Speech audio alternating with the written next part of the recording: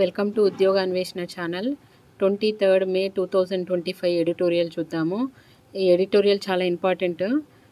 కాలంలో చెల్లిన భావాజాలము అని అంటే మనం గతంలో చాలా చరిత్ర గురించి చదువుకొని ఉన్నాము.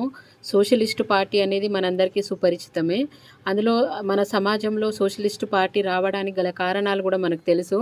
కానీ అందులో భాగంగా ఏంటంటే మన పోరాటం, సాయుధ పోరాటాన్ని ఎన్నుకొని ఆ ప్రభుత్వాలలో ఉన్న లోటుపాట్లను సరిదిద్దడానికే పుట్టుకొచ్చిన పార్టీ ఈ సోషలిస్టు పార్టీ. కొన్ని అంటే అసమానతలు పెరిగిపోయి ప్రజల్లో యొక్క ఆదాయంలో మార్పులు రావడం వల్ల పేద ప్రజలు, కూలీలు కానీ తర్వాత ఆదాయం తక్కువ ఉన్న వాళ్ళు పెత్తందారులపైన, జమీందారులపైన తిరుగుబాటు చేసి ఒక పార్టీని స్థాపించారు. అదే సోషలిస్ట్ పార్టీ.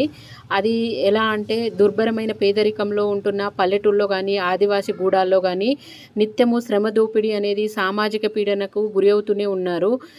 మేజర్గా బడుగు బలహీన వర్గాలకి ఇది వర్గాల్లో ఎక్కువగా కనబడుతుంది. 1967 సంవత్సరంలో పశ్చిమ బెంగాల్లోని నక్సల్బరీ గ్రామంలో ఈ విల్లుంబులతోని, తర్వాత కర్రలతోని, ట్రెడిషనల్ ఆయుధాలతోని తిరుగుబాటు చేయడం అని జరిగింది. దీన్నే నక్సలైట్ ఉద్యమం అని ప్రారంభమైన చెప్తాము. ఎందుకంటే వెస్ట్ బెంగాల్లోని నక్సల్బరీ ప్రాంతంలో ఇది మొదలైంది కాబట్టి నక్సలైట్ ఉద్యమం అని అంటారు. ఆ తర్వాత మనం మెల్లగా ఇది ఆంధ్రప్రదేశ్లోని శ్రీకాకుళంకి పాకుతుంది. ఆ తర్వాత మన తెలంగాణలోకి వచ్చి ఇది చాలా ప్రాంతాలకు విస్తరించడం అనేది జరిగింది. తెలంగాణలో మరింత గట్టిగా ఇది నాటుకపోయింది. పీపుల్స్ వారు మావోయిస్ట్ కమ్యూనిస్టు పార్టీలో కలిసి సిపిఐ మావోయిస్టు పార్టీగా అవతరించింది.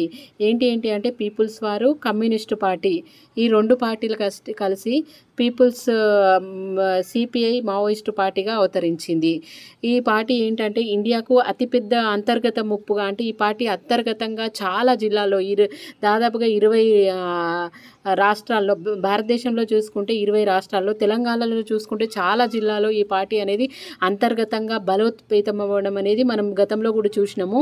దాదాపుగా 223 జిల్లాల్లో ఇది హింసలకు పాల్పడడం అనేది జరిగింది. ఈ మావోయిస్టు పార్టీ అనేది మావోయిస్టులు అనేది పోతూ వచ్చింది. ఈ విధంగా వీళ్ళు హింసలకు పాల్పడడం అనేది ఒక తారాస్థాయికి చేరుకోవడం వల్ల దీన్ని అణచివేయడం అనేది ఆయా ప్రభుత్వాలు చేసుకుంటూ వచ్చాయి. శాంతి భద్రతలకు విఘాతం కలిగించకుండా వాళ్లకు శాంతి భద్రత నెలకొల్పేటట్టుగా కేంద్ర ప్రభుత్వం ఉక్కుపాదం అనేది మోపుకుంటూ వచ్చింది. తెలంగాణలో కూడా మనం దీని గురించి చూసాము. టీడీపీ పార్టీ కానీ, అప్పుడున్న ఎన్టీఆర్ కానీ వీళ్ళతో స్నేహపూర్వక సంబంధాలు పెట్టుకొని మాట్లాడుకుంటామని చెప్పి తర్వాత అధికారికంగా కూడా అణచివేయడం అనేది జరిగింది. చాలా వరకు వీళ్ళని ఎన్కౌంటర్ చేయడము అట్లాంటివి కూడా మనము చరిత్రలో చదువుకున్నాము. ఈ పార్టీ యొక్క మావోయిస్టు పార్టీ యొక్క కమ్యూనిస్టు పార్టీ యొక్క ప్రధాన కార్యదర్శి అనేది నంబాల కేశవరావు అనేది రీసెంట్గా మరణించాడు.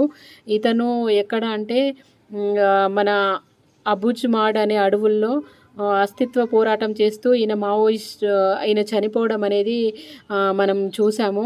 దీన్ని బట్టి ఏంటంటే మన సమస్యల్ని ప్రజాస్వామ్యం ద్వారానే, ప్రజాస్వామ్యయుతంగానే మనం సమస్యను సాల్వ్ చేసుకోవాలి. కానీ ఈ విధంగా కమ్యూనిస్టు వేలో ఆయుధాలతోని, కాల్పులతోని మనం సాధించలేమని, ఈ పాతకాలంలో ఉన్న ఈ ఎరాను వదిలిపెట్టి ప్రజాస్వామ్యం ద్వారానే సమస్యలని సాధించుకోవాలని ముఖ్యంగా ఈ యొక్క ఆర్టికల్ ముఖ్య ఉద్దేశము. భూమి కోసము, భుక్తి కోసము అంటూ ఆయుధాలు పట్టుకొని మావోయిస్టులు తుపాకీలతో రాజ్యాధికారాన్ని సాధించి తీరుతామని భీష్మ ప్రతిజ్ఞలు చేసిండ్రు. మనం చూసినాం దాన్ని. కానీ ఆ విధంగా ఇప్పుడు మనము మన సమస్యలకు పరిష్కారం కనుక్కోలేము. కేంద్రము దీన్ని అణచివేయడం అనేది జరిగింది. ఆపరేషన్ గ్రీన్ హంట్ ద్వారా ఈ కమ్యూనిస్టులను అణచివేయడం అనేది మనం చూసినాము. ఇది 1920-40 సంవత్సరం నాటిలో చైనా సమాజంలో మావోయిస్టులు సిద్ధం చేసిన విప్లవ వ్యూహాలనే నేటి భారతంలో మనం అక్కడిక్కడ చూస్తూనే ఉన్నాము. కానీ ఇదంతా సాధ్యం కాదు ఇప్పుడు అని ఆ పాతకాలం నాటి కమ్యూనిస్ట్ ఎరాను వదిలేసి ప్రజాస్వామ్యయుతంగానే మన సమస్యల్ని మనం సాల్వ్ చేసుకోవాలని, చాలా వరకు తెలుసుకోవాలని ఈ ఆర్టికల్ యొక్క ముఖ్య ఉద్దేశము. ప్రభుత్వ పాలనా వ్యవస్థలోని లోపాల నుంచే మావోయిస్టులు ఉద్యమము పురుడు పోసుకున్నది. అప్పటి ప్లానింగ్ కమిషన్ నియమించిన నిపుణుల సంఘమే ఈ వాస్తవానికి కరాఖండిగా చెప్పింది. ఆదాయాలు అడగంటిపోయి ఆర్థిక అసమానతలు పెచ్చరిల్లుతున్న సమాజంలో ప్రజల్లో ఆవేదన, ఆక్రోశము పెచ్చరిల్లుతుంటాయి.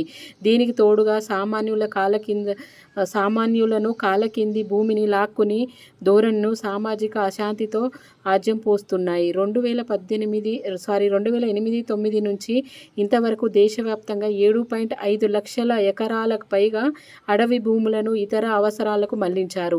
ఆ క్రమంలో ఆయా ప్రాంతాల్లో ఆదివాసులెందరో నిర్వాసితులయ్యారు. విచ్చలవిడిగా గనుల తవ్వకాలు, సహజ వనరుల స్వాహా పర్వాలతో గిరిజన జీవితాలు ధ్వంసమవుతున్నాయి. ఈ కల్లోలాన్ని నివారిస్తేనే శాంతి భద్రతలు సహకారమవుతాయి. విప్లవ ఉద్యమం ముందుకు తేల్చిన సమస్యల పరిష్కారంలో ప్రభుత్వాలు తీసుకునే చొరవే మావోయిస్టు సమస్యలు పూర్తిగా నివారించగలదు. ఇదండి మావోయిస్టుల గురించి, కమ్యూనిస్టు పార్టీ గురించి ఈరోజు ఇచ్చిన ఆర్టికలు. ఇంకో ఆర్టికల్ చూద్దాము. పత్రికా స్వేచ్ఛకు విఘాతము. పత్రికా స్వేచ్ఛ అనంటే ఇప్పుడు మనం చూస్తూ ఉంటాం పేపర్స్ అన్నిట్లో, వార్తా పేపర్లు కానీ ఏవైనా న్యూస్ పేపర్లు ఎందుకు పనిచేస్తున్నాయంటే ప్రభుత్వంలో ఉన్న లోపాలను ఎత్తి చూపి ప్రజలను చైతన్యవంతం చేసి అటువైపుగా ప్రభుత్వాలు గట్టిగా పనిచేయాలనే ఉద్దేశంతో ప్రజలకు దగ్గరగా ఈ పత్రికలు పనిచేస్తూ ఉంటాయి. కానీ ఆ పత్రికలు అలాంటి స్వేచ్ఛ లేదు. వాళ్ళకు ఒత్తిళ్ళు అనేది పెరిగిపోతున్నాయి. ఇది ప్రపంచవ్యాప్తంగా మనం చూసుకున్న 56% ప్రజల వరకు ప్రజలకు దగ్గరగా సమస్యలను అంటే ప్రభుత్వం యొక్క లోటుపాట్లను చెప్పడానికి ఉన్నా కూడా 42 దేశాల్లో ఇలాంటి పత్రికా స్వేచ్ఛలకు ఒత్తిళ్ళు అనేది పెరిగిపోతున్నాయని ఈ యొక్క పత్రికా స్వేచ్ఛ అనేది మనకు తెలియజేస్తుంది. ఇది రిపోర్ట్ ఎవరిచ్చారంటే రిపోర్ట్స్ వితౌట్ బార్డర్స్. ఇది ఇంపార్టెంట్ అంటే ఎగ్జామ్లో అడుగుతారు. రిపోర్ట్స్ వితౌట్ బార్డర్స్ అనే నివేదిక దీని గురించి పత్రికా స్వేచ్ఛ గురించి ఇస్తారు. 180 దేశాలకు గాను భారతదేశము 151వ స్థానంలో ఉంది. మనం పొరుగు దేశాలు ఎలా ఉన్నాయి, మళ్ళీ టాప్ దేశాలు ఏమున్నాయి అని చూసుకుంటే టాప్ 4 దేశాలు చూసుకుంటే ఫస్ట్ నార్వే మొదటి స్థానంలో ఉంది, ఇస్తోనియా రెండో స్థానంలో, నెదర్లాండ్, స్వీడన్. నార్వే, ఇస్తోనియా, నెదర్లాండ్ తర్వాత స్వీడన్, ఈ దేశాలు అనేది టాప్ 4లో పత్రికా స్వేచ్ఛలో ముందంజలో ఉన్నాయి. మన పక్క దేశాలను చూసుకున్నాం అనుకోండి, దక్షిణ కొరియా 61వ స్థానంలో, జపాన్ 66, నేపాల్ 90, మంగోలియా 102, మాల్దీవులు 104, శ్రీలంక 139 మనకంటే మెరుగైన స్థానంలో ఉన్నాయి. మనకంటే దిగువ స్థానంలో ఉన్న దేశాలు భూటాను, పాకిస్తాను, చైనా 178వ స్థానంలో ఉందండి. ఇది చాలా కింది స్థానంలో ఉండడం జరిగింది. పాకిస్తాన్ కూడా 158వ స్థానంలో ఉంది. భూటాన్ 152వ స్థానం అండి. ఇది పత్రికా స్వేచ్ఛకు సంబంధించిన ఈరోజు ఇంపార్టెంట్ న్యూస్ అండి. ఇది ఈ రోజుకి సంబంధించిన ఇంపార్టెంట్ ఆర్టికల్స్. Thank you. మీకు నచ్చితే ఈ ఛానల్ని లైక్ చేయండి, సబ్స్క్రైబ్ చేయండి.